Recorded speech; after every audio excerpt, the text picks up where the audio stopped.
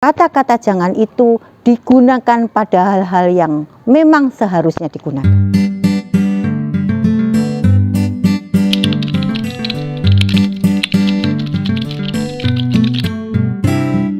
Saya ingin memberikan sebuah contoh. Dalam sebuah wisata, itu ada dua keluarga yang membawa anaknya. Pada saat itu, satu keluarga, di situ banyak sekali wahana. Wahananya bisa kemudian main pelosotan, kemudian juga bisa kolam ikan, pasir. Satu keluarga, anak itu setiap kali mau melakukan hal itu, pelosotan, dia tuh, jangan nak, nanti jatuh. Yang satunya lagi mau main pasir, dibilangin, wah jangan nak, nanti kamu kotor. Mau main kolam, jangan nak, nanti kamu basah. Itu akan selalu dilakukan, bilang jangan, jangan, jangan. Sementara keluarga yang satu itu mengatakan, ayo nak, teruskan nak, itu bagus nak, itu bagus nak, ayo mulai lagi nak. Nah, kita lihat, tanpa kita sadari ayah bunda, kita sering sekali mengatakan jangan pada anak. Jangan ini, jangan itu, jangan ini. Masa anak-anak itu adalah masa eksplor. Jadi perlu ayah bunda ketahui, di mana anak-anak sering mencoba dan mempelajari. Pada saat itu dia selalu ingin mencari sesuatu, ingin memberikan sesuatu, ingin tahu dan sebagainya.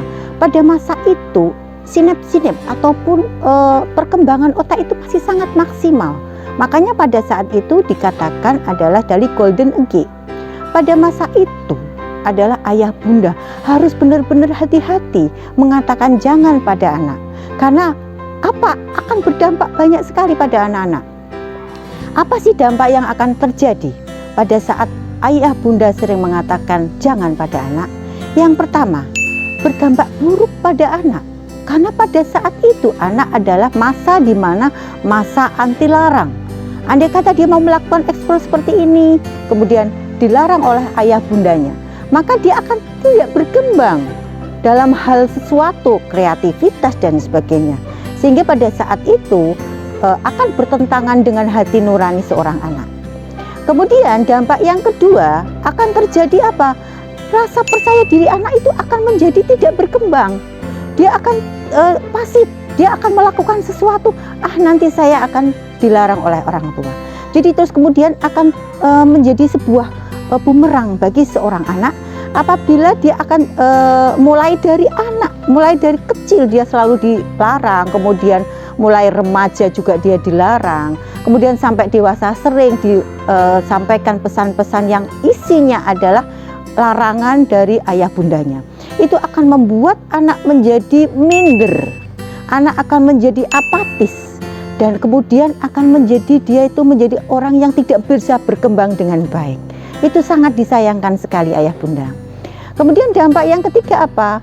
Bisa memadamkan rasa ingin tahu.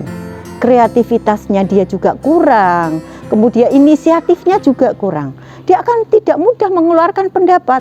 Dia akan menjadi minder, kemudian juga dia tidak akan sama dengan teman-temannya. Dia mau melakukan sesuatu juga kemudian berpikir apakah ini nanti akan berdampak tidak baik bagi saya karena dilarang oleh orang tua. Nah, itulah ayah bunda.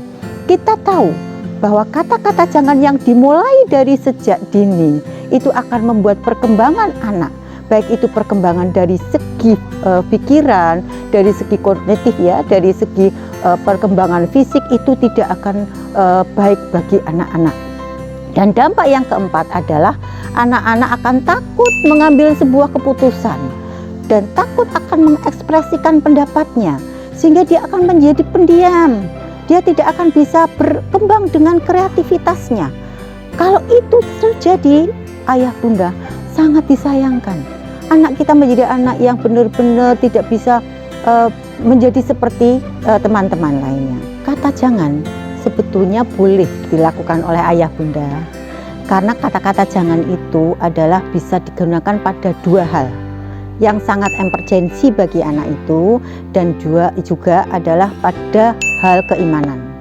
Kalau misalkan pada hal emergensi, contohnya anak ingin memegang api atau bermain api, maka kita boleh mengatakan jangan anakku, karena kalau itu dipegang bisa akan mengelupas tangan kita akan sakit dan kemudian akan bisa menyebabkan terkelupasnya kulit kita. Kemudian pada hal keimanan, banyak di dalam ayat disebutkan kata-kata jangan yang bisa memberikan kita bahwa itu hal-hal yang memang urgent untuk dihindari dari hal-hal yang kita lakukan. Contohnya aja, dalam ayat disebutkan jangan mendekati zina, kemudian jangan menyekutukan Allah, kemudian jangan kemudian kita itu berlaku jelek kepada orang tua. Itu akan bisa membuat anak tahu sebatas mana dia harus bisa dilakukan dan tidak.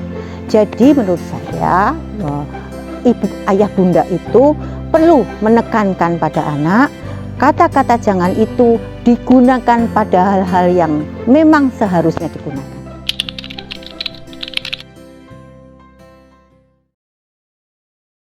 Gunakan.